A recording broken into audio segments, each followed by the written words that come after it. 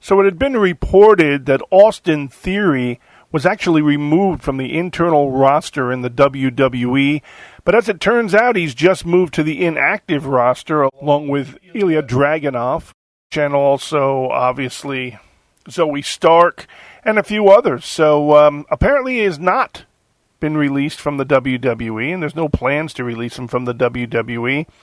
So the people who had speculated that perhaps he was gone seem to be a little bit premature. So that's good news for Austin Theory.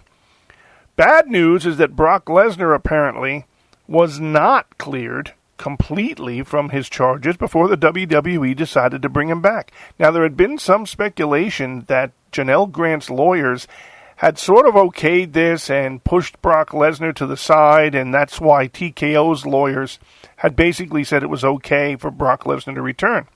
Turns out that's not true, and Janelle Grant's lawyers are pretty much up in arms about this, saying that they look forward to releasing all the information about Mr. Lesnar when the court case is heard.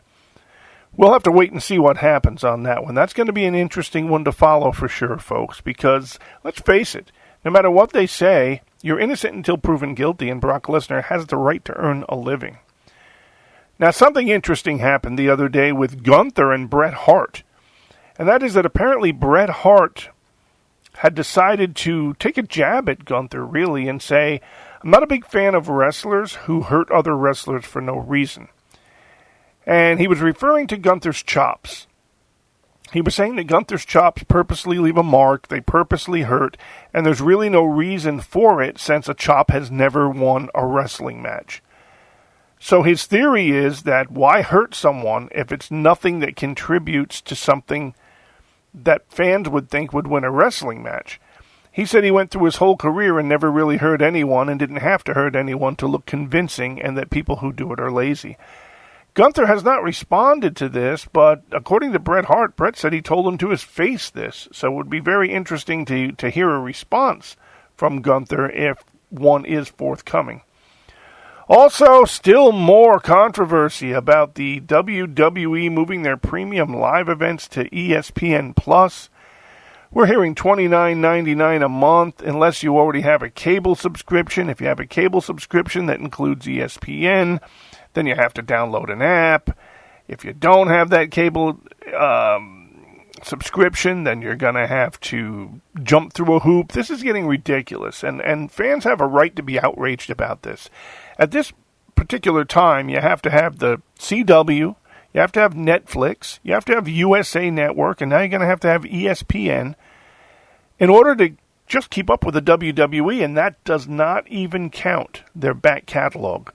ESPN so far has not bought that back catalog, which means we don't know where the back catalog ends up. We don't know where you can watch WrestleMania 10 or 12 or SummerSlam 97. We don't know. That's going to be probably sold separately in some other platform. So, again, how much more money does TKO want to try to milk out of the wrestling fans?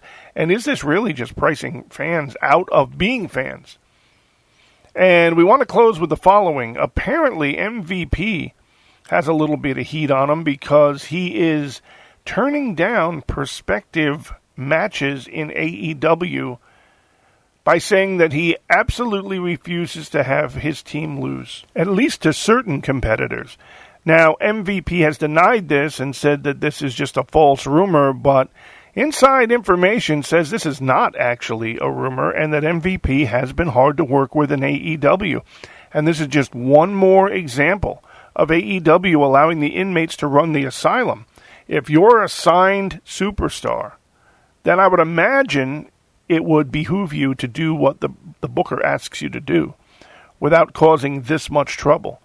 So what's your thoughts on any one of these news items, fans? Leave your comments down below, like and subscribe, and we'll be back soon with more Wrestle Chat Radio News.